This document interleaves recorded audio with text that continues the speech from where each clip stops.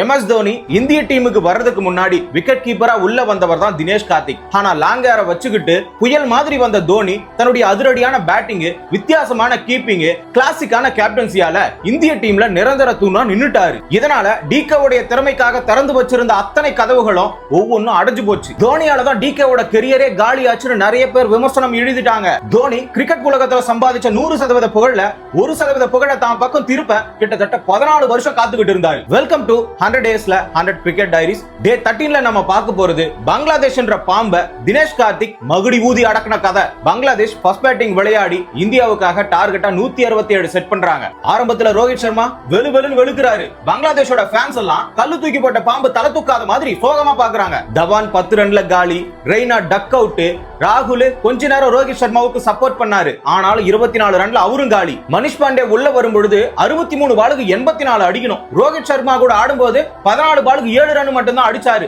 என்னதான் இவர் டாட் பண்ணாலும் ரோஹித் சர்மா தான் அடிப்பாருன்னு சொல்லிட்டு எல்லாரும் நம்பிக்கிட்டு இருந்தாங்க. அவரும் 56 ரன்ல காலி. 40 பாலுக்கு 69 அடிக்கணும். இது வரைக்கும் மனிஷ் பாண்டே பாத்துக்கிட்டு இருந்த டாட் பண்ற வேலையை இப்போ 3D பிளேயரான விஜய் சங்கர் எடுத்துக்கிட்டாரு. பாண்டே அவுட் ஆகும்போது 15 பாலுக்கு 12 ரன் மட்டும் தான் அடிச்சிருந்தாரு விஜய் சங்கர். ரெண்டு பேரும் நல்லா இருக்கிற தண்ணியில இறங்கி குட்டையை குழப்பிட்டாங்க. இப்போ ரோஹித் சர்மாவோட கேட்ச மஹமதுல்லா பிடிச்சதுனால அவரும் ஆட ஆரம்பிச்சுட்டாரு. பத்தாவதுக்கு ஃபேன்ஸும் ஆட ஆரம்பிச்சுட்டாங்க. ஒரே குதூகலம் தான். 12 பாலுக்கு 34 அடிக்கணும். களத்துல இருக்கிறது தோனியா. எவனுக்குமே நம்பிக்கை இல்ல.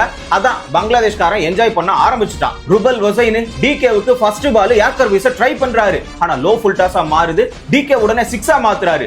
எவனுக்கும் கான்ஃபிடன்ட் இப்ப கூட வரல. ஆனா பிரஷர் ஆன் தி பவுலர். அடுத்த பால்ல செம்ம பிக்கப்ல ஒரு 4 அடிச்சாரு. தேர்ட் பால் லென்த்ல போட்டாரு. மிடில் பேட்ல டைமிங்ல அடிச்சதனால ஓவர் டீப் மிட்ல ஒரு 6 கிடைச்சது. லாஸ்ட் பால் பவுலர் யாக்கர் போட ட்ரை பண்றாரு. ஸ்கூப்ல சடனா டிவிலியர்ஸா மாறி ஒரு 4 அடிச்சாரு.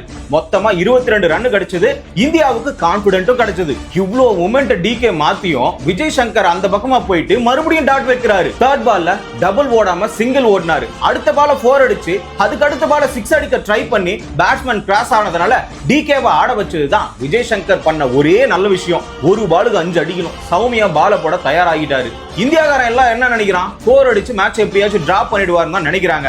ஏன் டிகேவே அதான் நினைக்கிறாரு. எக்ஸ்ட்ரா கவர்ல பிளாட்டா ஒரு 6 கிடைச்சது. குலசேகர ஓவர்ல தோனி அடிச்ச 6 மாதிரி கமெண்ட்ரி பாக்ஸ்ல இருக்கிறவங்க கம்பேர் பண்ணி கத்துறாங்க. கேப்டன், கோச் எல்லாருமே வேர்ல்ட் கப் ஜெயிச்ச மாதிரி ஒரு சந்தோஷத்தோட உச்சத்துக்கே போயிட்டாங்க. அன்னைக்கு பங்களாதேஷ்காரன் எழுதின ஸ்கிரிப்ட்ல விஜய் சங்கர் கிராஸ் ஆனதும் டிகே உள்ள வந்தது தச்சையெல்லாம் கிடையாது. சரித்திரம். 14 வருஷம் வாசல்லயே நின்னு கதவை திறந்த ஒத்த நொடியில ஒரு 6 அடிச்சு ஒட்டுமொத்த உலகத்தையுமே தான் பக்கம் திரும்ப வச்சாரு. விடாமுயற்சிக்கு இன்னொரு பேரு டிகே. டே 14ல வர கிரிக்கெட் டைரியோட பக்கத்தை தெரிஞ்சுக்கணும்னா ஷார்ட்ஸ் தமிழை ஃபாலோ பண்ணிக்கோ.